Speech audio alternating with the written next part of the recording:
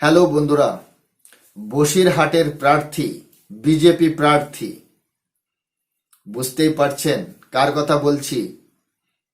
যে মহিলাটি, যে দিদি, যে বোন সন্দেশখালী নারীদের হয়ে প্রতিবাদ করেছিলেন, মুখের উপর কাপড় রেখে প্রতিবাদ করতেন, সেই মহিলাকেই, সেই বোনকে, সেই দিদিকে বিজেপি বসিরহাটের প্রার্থী করেছে। আমরা জানি লড়াই করতে গেলে একটা সাপোর্ট দরকার হয়, লড়াই করতে গেলে পিছনে কারোর সাপোর্টের দরকার পড়ে। একা কিন্তু লড়া যায় না, একা লড়া যায় না। তবুও বসিরহাটের প্রার্থী, বিজেপি প্রার্থী রেখা পাত্র, সে মুখের উপর কাপড় দিয়ে সন্দেশখালীর নারীদের উপর যে লাঞ্ছিত আর অত্যাচারিত করা হচ্ছিল তার প্রতিবাদ করেছে। বসিরহাট পেয়েছে ভূমিকন্যা বিজেপি প্রার্থী হিসাবে। আমি মনে করি সন্দেশখালীতে যা ঘটেছে, যা হয়েছে, সেটা কি ঠিক? সেটা কি করার দরকার ছিল? সেটা কি মমতা ব্যানার্জি জানতেন না? সন্দেশখালী যে ঘটনা, যা ঘটেছে, টিএমসির ঊর্ধ্বতম কর্মকর্তা যারা রয়েছে, যা ঊর্ধ্বতম নেতা নেত্রীরা রয়েছে, তারা কি জানতেন না? অবশ্যই জানতেন। তাদের নাকের উপর, চোখের সামনে হয়েছে ঘটনা, কিন্তু তাকে বাঁচানোর জন্য 56 দিন তাকে সেলফ দেওয়া হয়েছে, তাকে লুকিয়ে রাখা হয়েছে, তাকে গ্রেপ্তার হতে দেওয়া হয়নি। এতে কি স্পষ্ট হয় যে দলের পোষণ রয়েছে এই শেখ শাহজাহানের পেছনে, দলের বড় বড় যে নেতা, তাদের হাত রয়েছে এই শেখ শাহজাহানের মতো লম্পট দুচ্চরিত একটা নেতার উপর। তাকে নেতা বলতে আমার ঘৃণা হয়, সে নেতা থোড়ি, অত্যাচারিত। আমি তাকে রাবণ নাম দিলাম। কেন দিলাম? সে নারী অত্যাচারিত, এই জন্য তাকে আমি নাম দিয়েছি রাবণ। বন্ধুরা, সন্দেশখালীতে যে অত্যাচার হয়েছে তার প্রতিবাদ করেছে কে? রেখা পাত্র। তখন প্রতিবাদ করেছে মুখের উপর কাপড় রেখে। বিজেপি তার মুখের উপর থেকে কাপড় সরিয়ে প্রতিবাদ করতে টিকিট দিয়েছে, প্রার্থী ঘোষণা করেছে বসিরহাট সিট থেকে।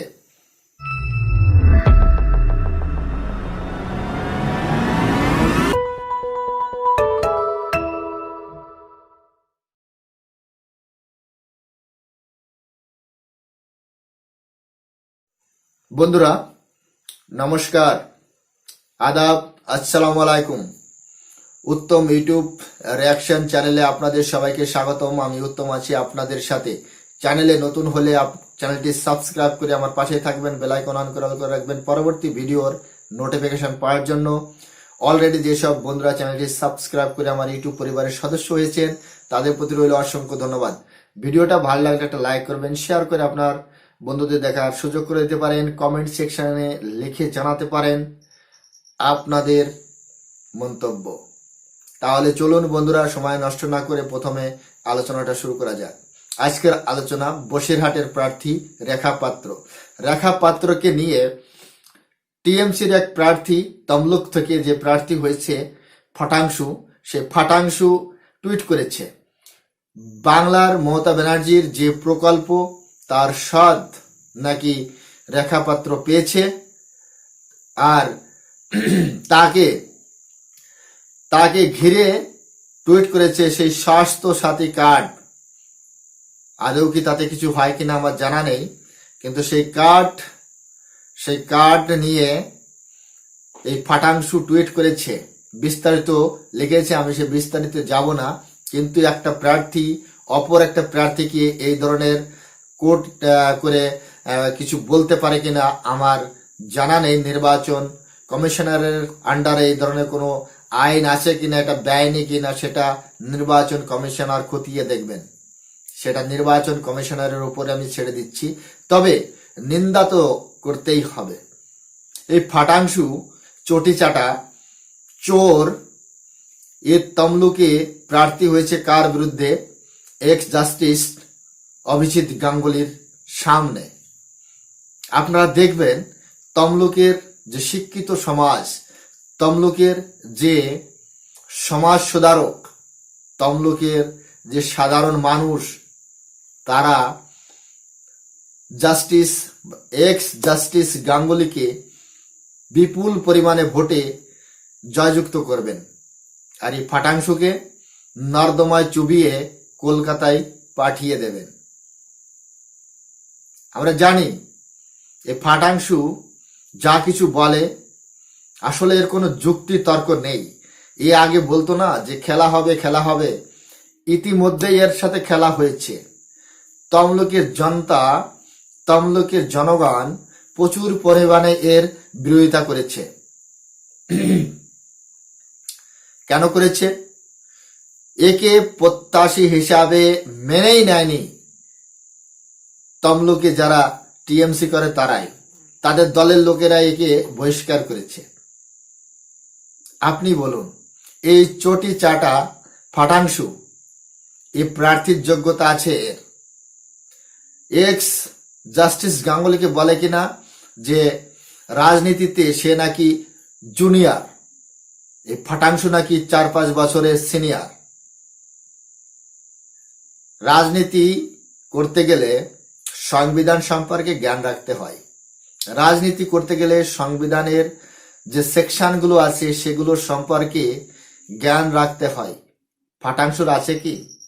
ফাটাংশু জানে কি? কিন্তু এক্স জাস্টিস গাঙ্গুলি সে তো একটা সংবিধান, সে তো একটা সংবিধান, সংবিধানের ল, তার তো এখানে। কিন্তু ফাটাংশু কি বলছে? ফাটাংশু বলছে জুনিয়র নাকি অভিজিৎ গাঙ্গুলি রাজনীতিতে। হতেই পারে, বলতেই পারে, তার পার্সোনাল ওপিনিয়ন ফাটাংশুর, সে বলতেই পারে। তার কারণ যার ভিতর জ্ঞান না থাকে, যার ভিতর মানে ভেবে চিন্তে কথা বলার সেই সম্ভাবনাটাই যদি না থাকে, তাহলে সে এই ধরনের মন্তব্য অবশ্যই করতে পারে। গতকাল টুইট করে বিজেপি প্রার্থী রেখা পাত্রকে অ্যাটাক করেছে এই ফাটাংশু, কিন্তু রেখাও তার জবাব দিয়েছে। বিজেপি প্রার্থী রেখা পাত্র, বসিরহাটের প্রার্থী, তিনিও পাল্টা জবাব দিয়েছেন। স্বাস্থ্যসাথী যে কার্ড, যে প্রকল্প, সেটা বাংলার প্রত্যেকটি মানুষের জন্য। যদি টিএমসি কার্ডের উপর লিখে দেয় যে শুধু টিএমসি কে যারা ভোট দিয়েছে তারাই এই সুবিধা পাবে, বাকি কেউ পাবে না, বাকি যারা যেসব দলে করে তাদের জন্য এই কার্ড নয়। রেখা পাত্র পশ্চিমবঙ্গের নাগরিক, তার অধিকার আছে পশ্চিমবঙ্গ সরকার যে প্রকল্প নিয়ে আসবে সেই প্রকল্প সুবিধা ভোগ করার। কিন্তু এই ফাটাংশু কি বলছে? এই ফাটাংশু বলছে, সেটা আমি আর বলতে চাচ্ছি না, কিন্তু এর কথাবার্তা, যুক্তি, লজিক যা কিছু দেয় সব মার খাওয়া মতো, সব মার খাওয়া মতো। সন্দেশখালীতে যদি নারীরা অত্যাচারিত হয়, এ পৌঁছে যায় কোথায়? উত্তরপ্রদেশে। আরে ভাই, উত্তরপ্রদেশের কথা ছাড়ো, উত্তরপ্রদেশের কথা কেন বলছো? উত্তরপ্রদেশে সরকার আছে, উত্তরপ্রদেশের জনতা আছে, তার বিরোধিতা তারা করবে। তুমি বাংলার কথা বলো, তুমি বাংলায় কি করছো? তুমি বাংলায় কি করছো বাতাও? তোমার দল কি করছে? তোমার দলের নেতারা কি করছে? সেটা তোমাদের বলতে হবে। হাতরস দেখালে চলবে না। আমরা হাতরস বা ইউপির নাগরিক নই, আমরা পশ্চিমবঙ্গের নাগরিক। পশ্চিমবঙ্গের নারীরা নির্যাতিত হয়েছে, তার জবাব টিএমসি কে দিতে হবে। হাতরস দেখালে মানব না, সিকিম দেখালেও মানব না। পশ্চিমবঙ্গের যে শাসক তাকে জবাব দিতে হবে। আমরা কেন হাতরাসে দেখতে যাব? আমরা বাংলা দেখব। বাংলায় কি হচ্ছে, বাংলায় কি করছো, নারীদের উপর কিভাবে নির্যাতন করছো, সেটা আমরা দেখব বাংলায়।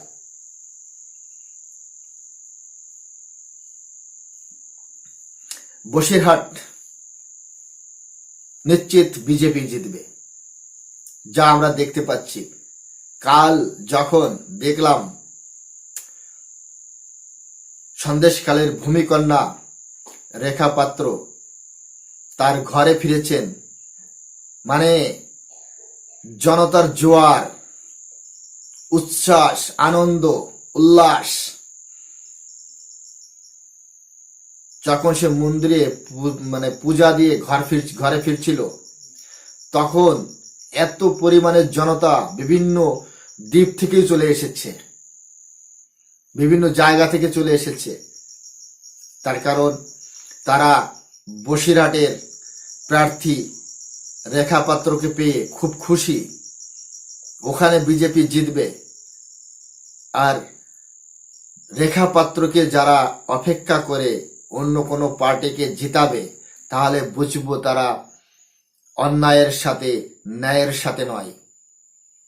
রেখা পাত্রও বুঝে যাবে যে এখানে ন্যায় নেই, এখানে অন্যায় আর অন্যায়, অন্যায়ের অন্যায়। বাংলার সন্দেশখালিতে নারীদের অত্যাচার মানেই সমগ্র নারীদের অত্যাচার। বাংলার সমগ্র নারীরা এখন কি করবে?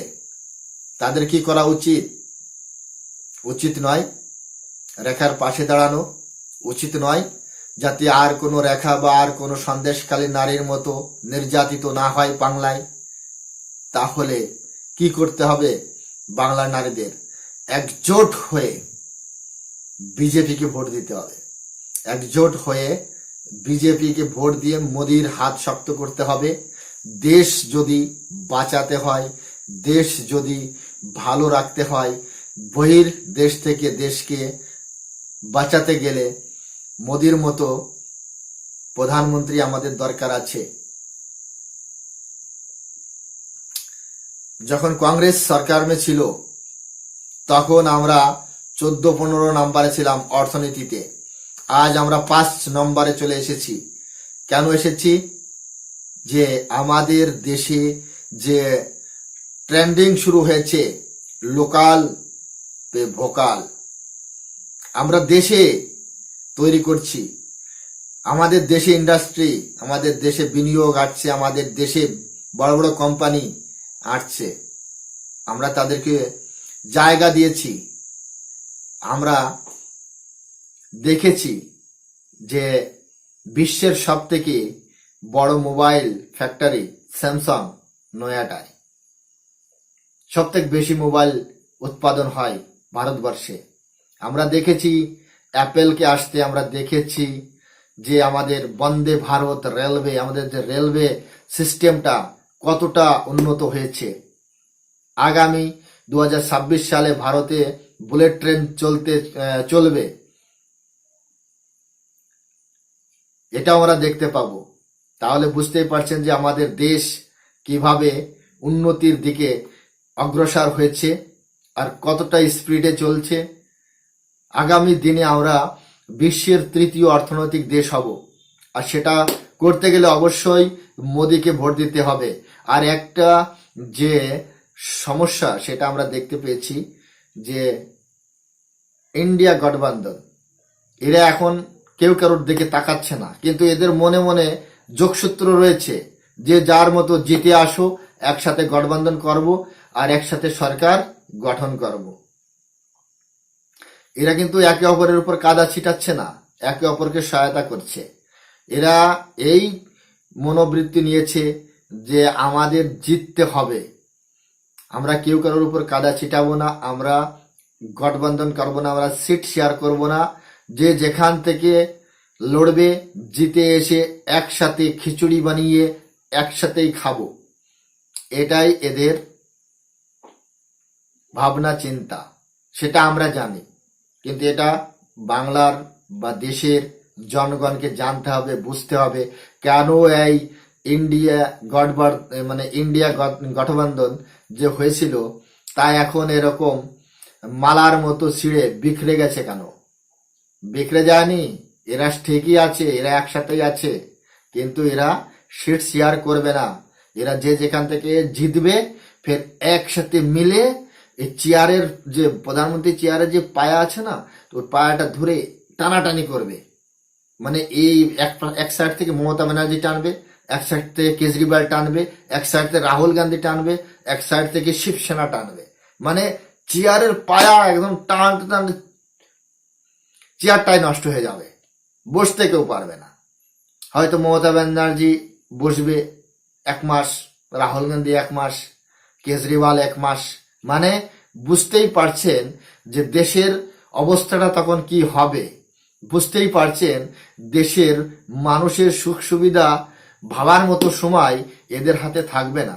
এরা তো চেয়ার টানাটানি নিয়ে ব্যস্ত থাকবে, মন্ত্রিত্ব নিয়ে ব্যস্ত থাকবে, কে কাকে মন্ত্রী বানাবে, কে কে কার কথা শুনছে। বুঝতে পারছেন? এটাই হবে, দেখবেন। যদি আপনারা ভুল করেন, আর যদি ভুল না করেন, তাহলে তো আমরা বিশ্বের 3য় অর্থনৈতিক দেশ হবই। এটাই বসিরহাটের যে জনগণ, যে ভোটার, তারা পেয়ে গেছে ভূমিকন্যা, প্রতিবাদী মুখ রেখা পাত্র। তো বন্ধুরা, আজ এই পর্যন্তই। ভিডিও সম্পর্কে আপনাদের কি মতামত সেটা কমেন্ট সেকশনে লিখে অবশ্যই জানাবেন। চ্যানেলে নতুন হলে চ্যানেলটি সাবস্ক্রাইব করে আমার পাশে থাকবেন, বেল আইকন অন করে অল করে রাখবেন পরবর্তী ভিডিওর জন্য। ভিডিওটা ভালো লাগলে একটা লাইক করবেন, শেয়ার করে আপনার বন্ধুদের দেখার সুযোগ করে দিতে পারেন। কমেন্ট সেকশনে লিখে অবশ্যই আপনার মতামত জানাতে পারেন। সবাই ভালো থাকবেন, সুস্থ থাকবেন। দেখা হচ্ছে নেক্সট রিয়াকশন ভিডিওতে। ততক্ষণ সবাইকে নমস্কার, জয় হিন্দ।